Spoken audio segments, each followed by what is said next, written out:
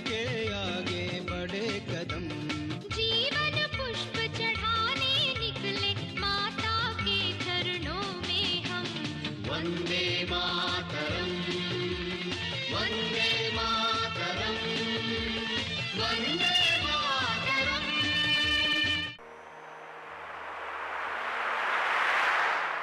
राष्ट्र गौरव के इस एपिसोड में, इस अंक में हम बातचीत करते हैं स्वदेशी से कैसे ताकतवर भारत बन सकता है, शक्तिशाली भारत बन सकता है, कैसे एक व्यक्ति स्वदेशी के बल पर पूरे देश को खड़ा कर सकता है, किस प्रकार से भारत पिछड़े देशों से, विकासशील देशों से विकसित देशों की पंक्ति में आ सकता है। आज के एपिसोड में हम इस बात के बारे में बातचीत करने वाले हैं। हम आज बात करते हैं भारत कैसे परमाणु ताकत बना, परमाणु शक्ति संपन्न भारत कैसे बना, आज कैसे भारत K4 के नाम से, ब्रह्मोस के नाम से, अग्नि के नाम से मिसाइल बना रहा है, किस प्रकार से आज भारत ने वो तकनीकी दक्षता हासिल कर ली है कि वो उड़ते हुए धरती से 300 किलोमीटर ऊपर के सैटेलाइट को भी मार सकता है। ये सारा भारत के अंदर, ये सारी ताकत, ये शक्ति, ये स्वावलंबन, ये पराक्रम, ये उन्नत तकनीक कहाँ से आई? क्या किसी विदेशी लोगों ने दया करके ये हमें दी, या हमारे देश की मेधा ने, देश की शक्ति ने, देश के ब्रेन की पावर ने इसको डेवलप किया? आज के अंक में हम इसके बारे में बातचीत करने वाले हैं। जय हिंद, वंदे मातरम, भारत माता की जय। हम आज बहुत कृतज्ञता के साथ स्मरण करते हैं डॉक्टर होमी जहांगीर भाभा जी को। आज़ादी से पहले के समय में मैं आपको ले जाना चाहता हूं। 1939 से लेकर 1944 तक का वो समय, जब सेकेंड वर्ल्ड वॉर हुआ। उस सेकेंड वर्ल्ड वॉर से पहले इस देश में एक छोटा सा समुदाय है जिसको पारसी समुदाय कहा जाता है।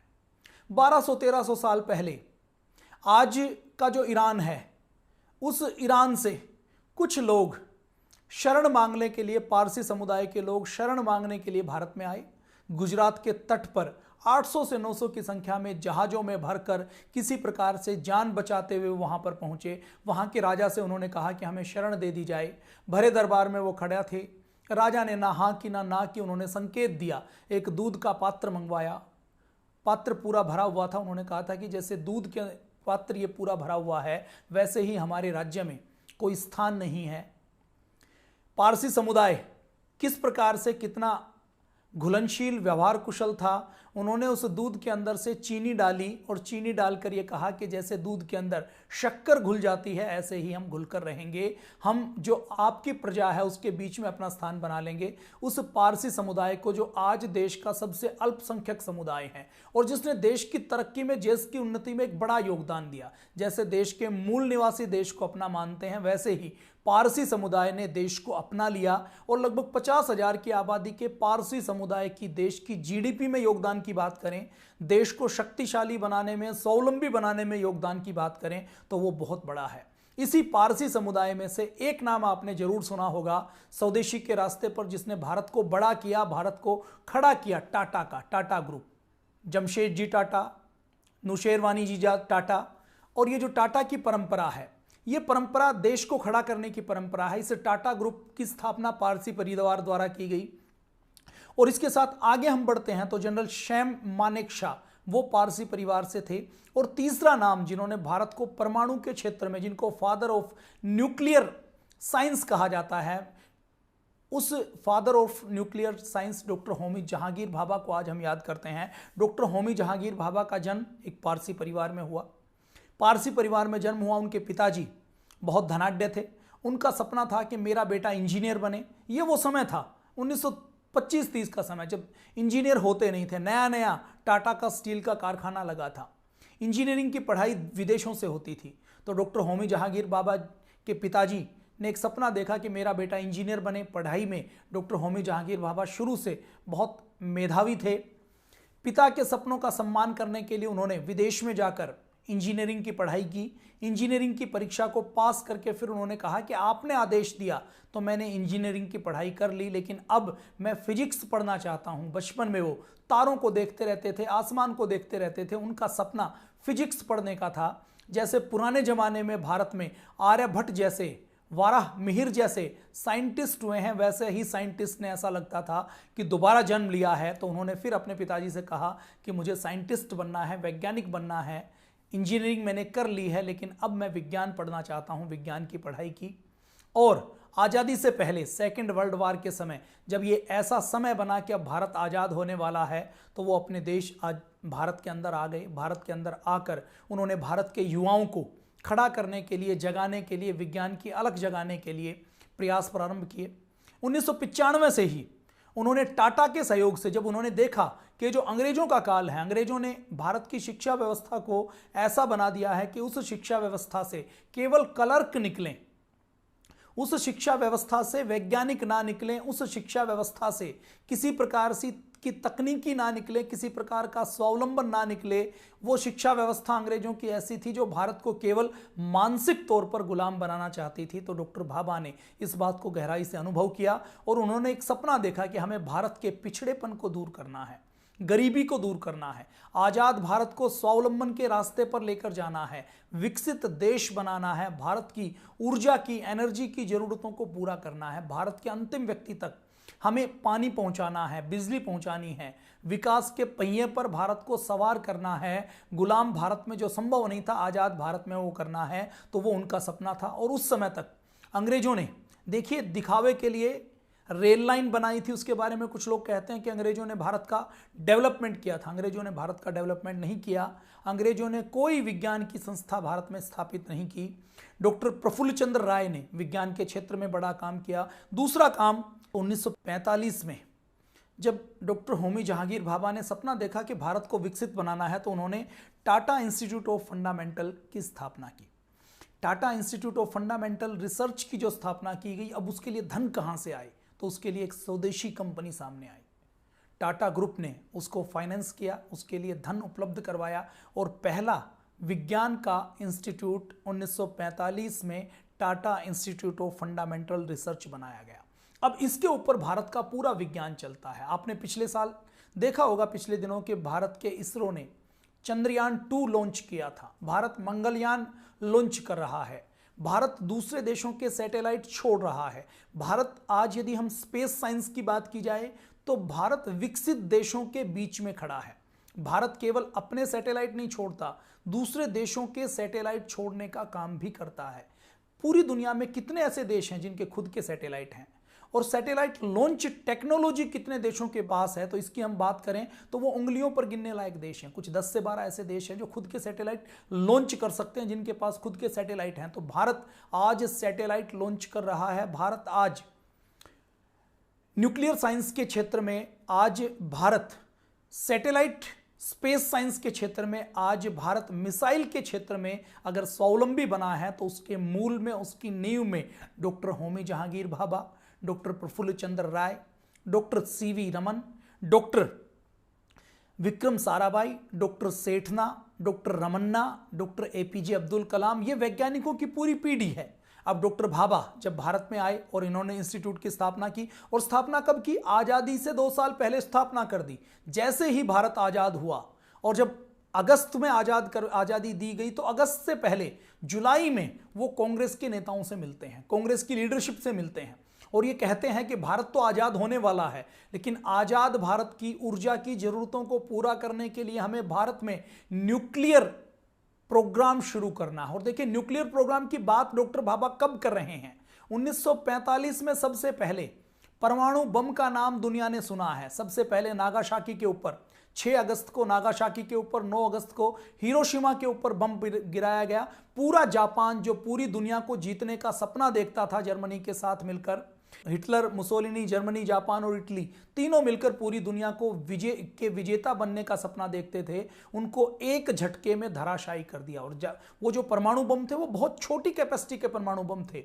तो उस समय पहली बार परमाणु ऊर्जा का नाम, परमाणु बम का नाम दुनिया ने सुना था। और उसके 2 साल बाद डॉक्टर भाभा का विजन देखिए, उनकी दूरदृष्टि देखिए कि आने वाला समय परमाणु युग का समय है, हमें परमाणु के क्षेत्र में आज से काम करना शुरू करना है। तो डॉक्टर भाभा ने उस समय स्वदेशी के रास्ते पर चलते हुए, स्वावलंबन के रास्ते पर चलते हुए परमाणु प्रोग्राम की नींव रखी। आजादी से 1 महीने पहले ही कांग्रेस की लीडरशिप से बात करके शुरू कर दी। और डॉक्टर भाभा का कद इतना बड़ा था, वो विदेशों में चाहते तो विदेशों में उनको नोबेल मिल सकता था। विदेश में यदि वो रहते तो विदेश में वो किसी भी बड़े इंस्टीट्यूट को हेड कर सकते थे। विदेशों में यदि वो रहते तो विदेशी व्यक्ति, विदेशी सरकारें उनकी प्रतिभा को पूरा सम्मान देने वाली थी। लेकिन डॉक्टर भाभा के मन में स्वदेशी के प्रति गहन समर्पण था, स्वावलंबन की भावना थी, देशभक्ति की भावना कूट कूट तक कर भरी हुई थी कि हमें तो अपनी मातृभूमि की, अपने देश की सेवा करनी है। इसलिए वो विदेशों के ऐशो आराम की जिंदगी को ठोकर मारकर भारत आ गए और भारत में उन्होंने सपना देखा था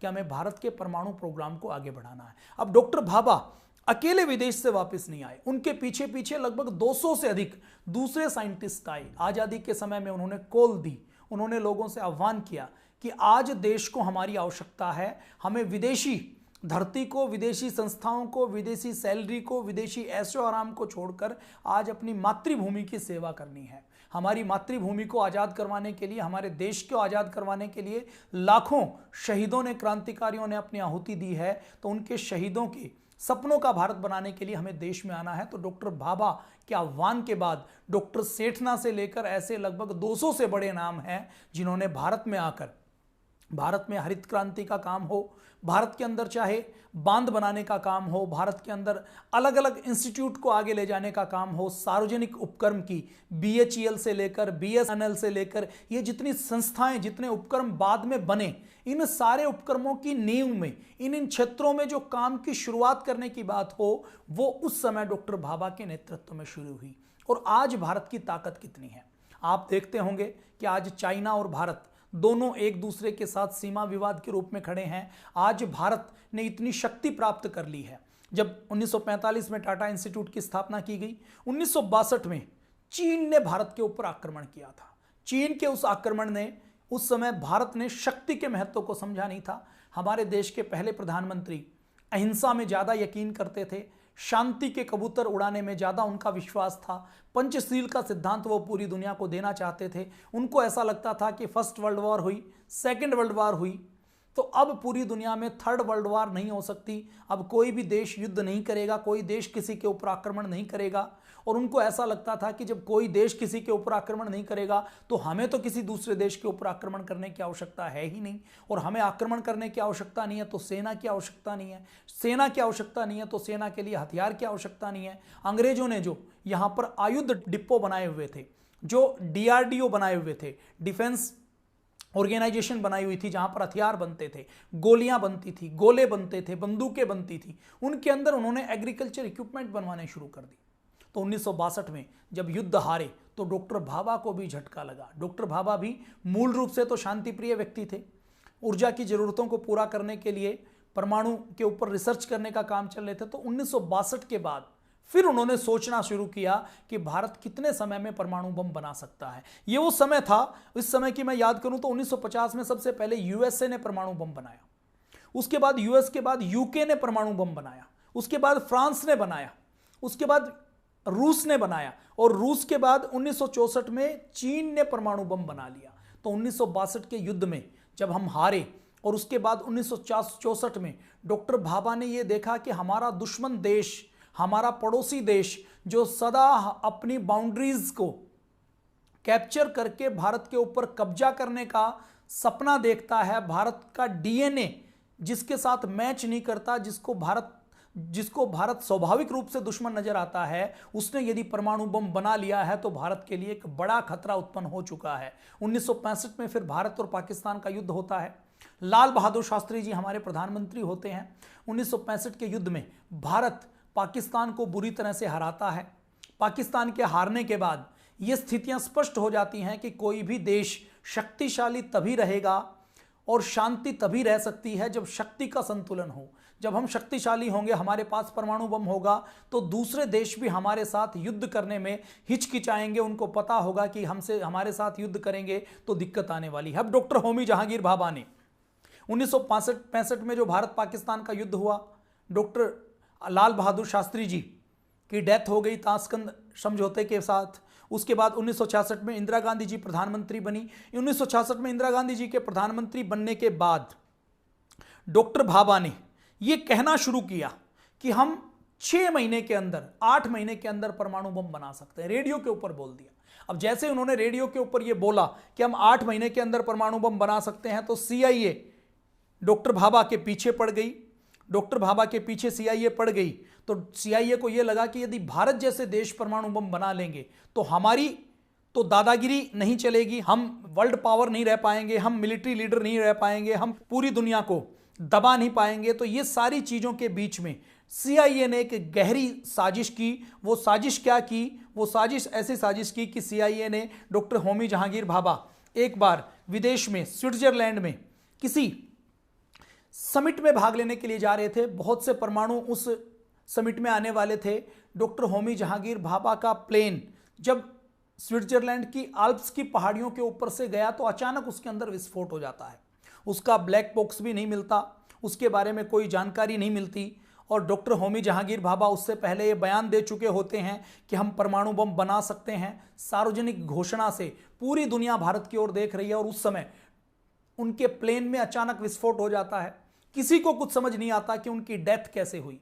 बाद में लगभग 20 साल बाद CIA के एक एजेंट ने एक इंटरव्यू देते हुए यह बताया कि डॉक्टर होमी जहांगीर भाभा के प्लेन में उसके कार्गो में बम लगाने का काम CIA द्वारा किया गया था, क्योंकि डॉक्टर होमी जहांगीर भाभा यदि जीवित रहते तो भारत को परमाणु बम बनाने की तकनीक में उन्नत कर देते, परमाणु टेक्नोलॉजी भारत को मिल जाती, और परमाणु टेक्नोलॉजी भारत को मिल जाती तो भारत एक मजबूत देश बन जाता। देखिए उस समय का हम भारत की बात करें तो उस समय के भारत को भारत ऐसा समझा जाता था जो 1947 में आज़ाद हुआ है, जिसकी करोड़ों में आबादी है और जिसकी आबादी के पास खाने के लिए गेहूं नहीं है। 1965 की बात मैं याद करूं तो 1965 में गेहूं खाने के लिए विदेश से आता था, USA से मंगवाना पड़ता था। भारत कोई डेवलप कंट्री नहीं था। अब यदि कोई छोटा सा देश परमाणु बम बनाने की बात करे तो USA जो भारत को स्वाभाविक रूप से अपना मित्र नहीं मानता था, उसकी आंख की किरकिरी बनना स्वाभाविक है। तो 1966 में यह हादसा हुआ। इस हादसे में बाद में ये कड़ियां खुल गई कि डॉक्टर भाभा की डेथ CIA के कहने से हुई है। CIA ने बम प्लांट करवाया था। इसकी सारी जानकारी बाहर आ गई और ये हमारा परमाणु कार्यक्रम जो 1960 के दशक में पूरा होने वाला था, 1960 के दशक में पूरा नहीं हो पाया। इंदिरा गांधी जी ने प्रधानमंत्री बन चुकी थी, डॉक्टर भाभा मारे गए। डॉक्टर भाभा के जाने के बाद डॉक्टर विक्रम साराभाई को इस न्यूक्लियर एनर्जी के कमीशन की इस सारे प्रोजेक्ट की कमान संभालाई गई।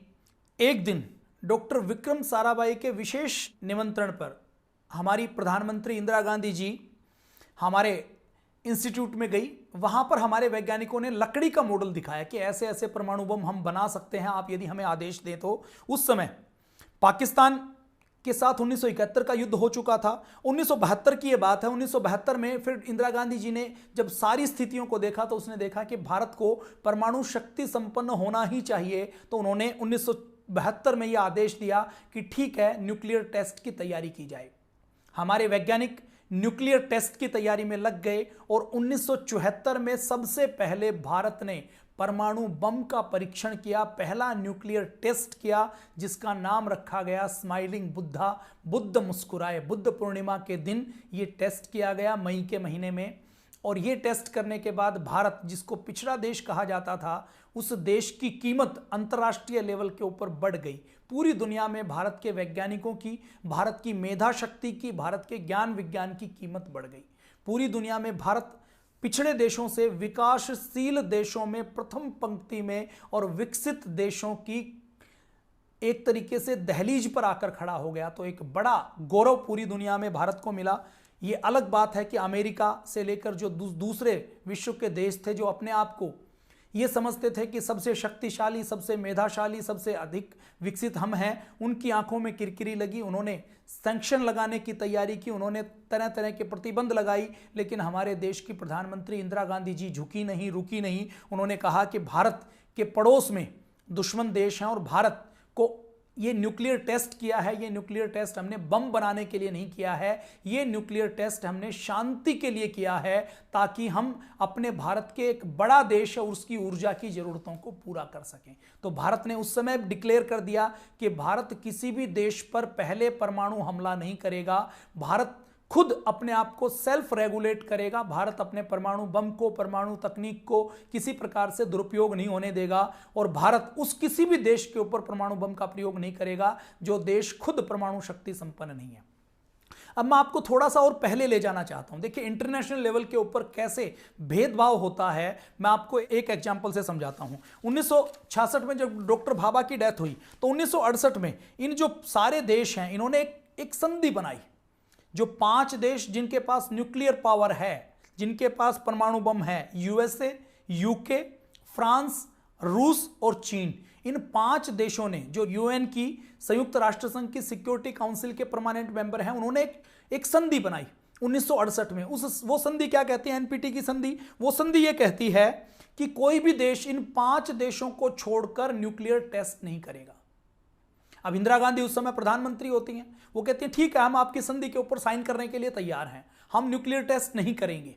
लेकिन ये जो 5 देशों के पास हजारों की संख्या में परमाणु बम है और इन 5 देशों में से 4 देशों को तो चाहे छोड़ दीजिए, रूस के साथ भारत के संबंध अच्छे हैं, यूएस, यूके, फ्रांस से भारत को ज्यादा कुछ वास्ता पड़ता नहीं है, कोई सीमा विवाद नहीं है। लेकिन हमारे देश में तो चीन जैसा एक शत्रु देश है जो सीमाओं का अतिक्रमण करता है, जो तिब्बत को खा गया, जो लगातार झगड़ा करता है, जिसके हर देश के साथ सीमा विवाद है। ऐसे दुश्मन देश के पास यदि परमाणु बम है और वो अपने परमाणु बम को नष्ट नहीं करेगा तो किसी भी दिन वो हमें डिस्टर्ब कर सकता है। तो भारत ने उस संधि के ऊपर साइन करने से मना कर दिया। भारत ने कहा कि हम इस संधि के ऊपर साइन कर देंगे, हम शांति प्रिय देश हैं, लेकिन ये 5 देश जिनके पास परमाणु बम हैं वो भी सुनिश्चित करें कि वो अपने बम कब खत्म करेंगे।